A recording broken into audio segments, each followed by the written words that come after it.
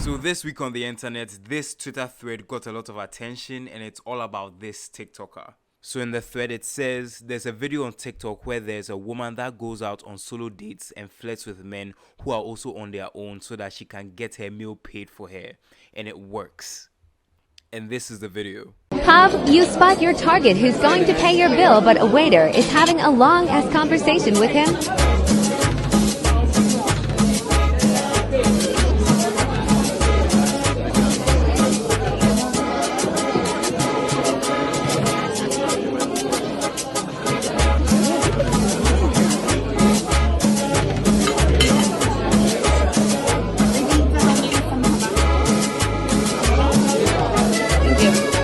How many times did she have to turn her head to make sure that the target she had on lock, who was going to pay for her bill, actually made sure that like it happened? Like that was some it must have been intense to actually make that happen. Honestly, I'm not going to lie, but it happened anyways. Okay, to be honest, this video blew my mind. I know that this is a thing, women do these things, but it's how blatant it was. I get that, yes, shame is no longer a thing and it's a foreign concept, but there's this thing about TikTok that is like people thinking out loudly in their creation process. I mean, look at the wording. POV, you spot your target who is going to pay your bill, but a waiter is having a long ass conversation with him. Like, bro, have some shame and not document this. And honestly, even though this was cringe as hell, it was actually entertaining to watch her pull this off. And in the second video right under this one, there's a video of her giving a tutorial to her audience on how to beg in style. Someone asked me for a tutorial, and ask and you shall receive. I woke up super hungry, wanted to go to brunch. No one was able to go with me, so I went by myself. Before I left, I looked in the mirror and affirmed to myself that I will not be paying for shit. I went to this really nice restaurant called Il Molino. I mainly picked it because it's in one of Drake's songs. When I got there, I was like, oops, never mind, because it was a very family-friendly restaurant. All of the tables were filled with families and kids, and the bar was empty. The bar is the best place to meet and mingle with other people, especially men, if you're looking for someone to pay for your bill and to potentially go on a date. So I order a glass of wine. I'm thinking, okay, I'm gonna just have a nice brunch by myself. As you can see from this clip, that's my target right there facing the other way. And it's that word again, target. It's like this is a sport to her or something.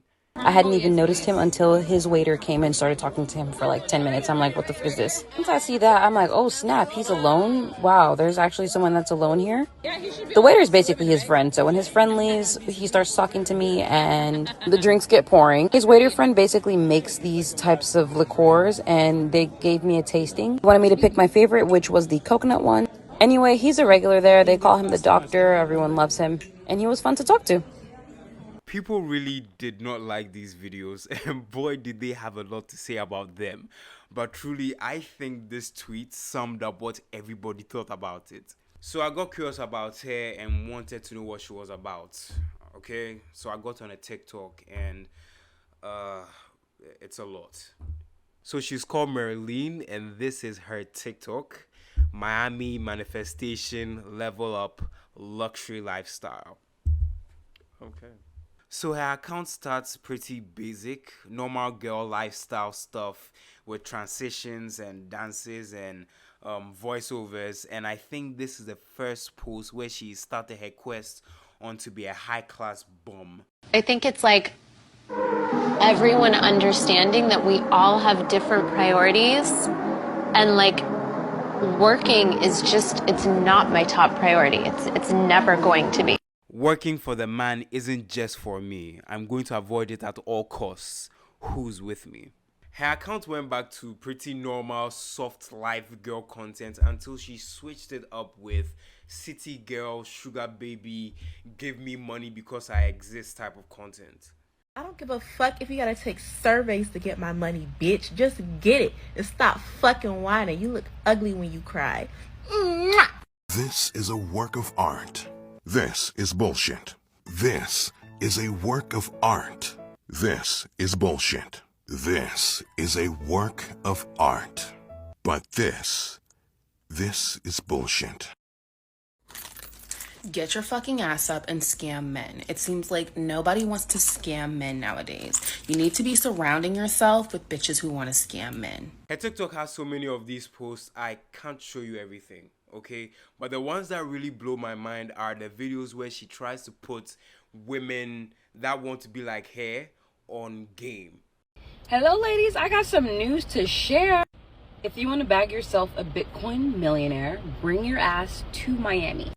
There's a conference happening this Thursday, and it's literally the biggest Bitcoin conference in the world. There are going to be 30,000 people in attendance. I'm going to guesstimate that 70% of them are going to be men, and 100% of them are going to be wealthy. So bring your ass down here. If you can fly here, great. If not, next time. And the girls that live here already, get your ass down to Miami Beach. Look up some of the events that they're having, because you don't actually have to go to the conference to meet all these Bitcoin people. I'm going to the conference, but you don't gotta go because the tickets are like $1,100. So, you know.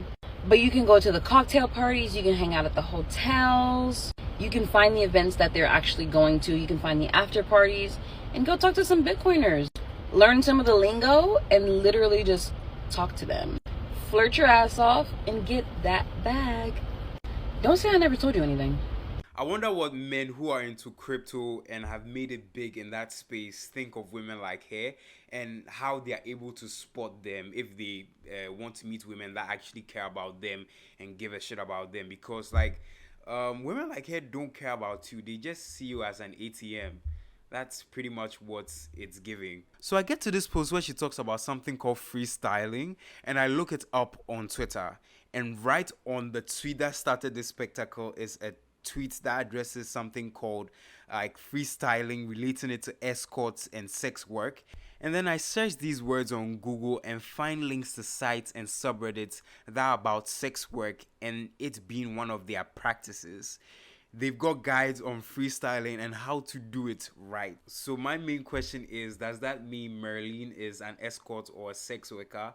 Because what she's doing and naming is directly like related to the industry. Well, she doesn't believe it, even though she literally calls it freestyling. In this post where she literally says, Stay with me while I do a little bit of freestyling. This is the caption to it. The key to getting everything paid for is believing that you are the woman who deserves to have everything paid for. It's that simple. My mindset is I don't lift a finger around men. That is true. You try to break your neck and eye men, your targets, to death so that they can pay for your meals. They pick up my tabs, they open my doors, and they love every minute of it. And no, I don't have to ask. I will never ask. Yes, that is true. And that is because you try to break your neck every time.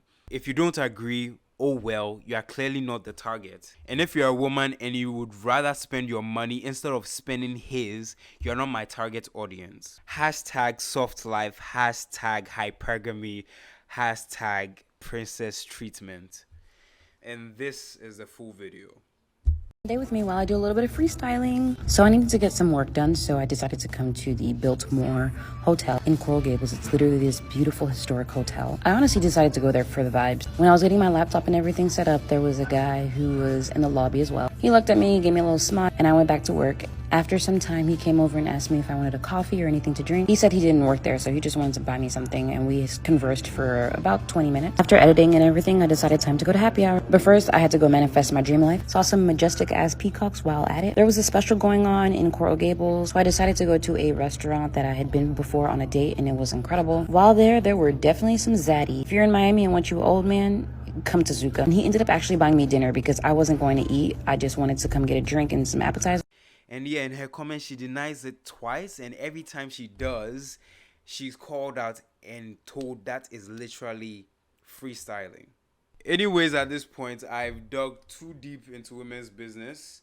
But my main question for her is that if she's not an escort or not a sex worker, what is the use of trying to build this type of audience on the internet if you are not part of the industry? The only reason I see someone building this type of audience on the internet is so that they could become some sort of sugar baby soft life dating coach. That makes sense. I don't have an issue with it, honestly. But if you are trying to be a normal person, a normal woman in this life, and you are building this type of audience, what's the use? How are you going to leverage it?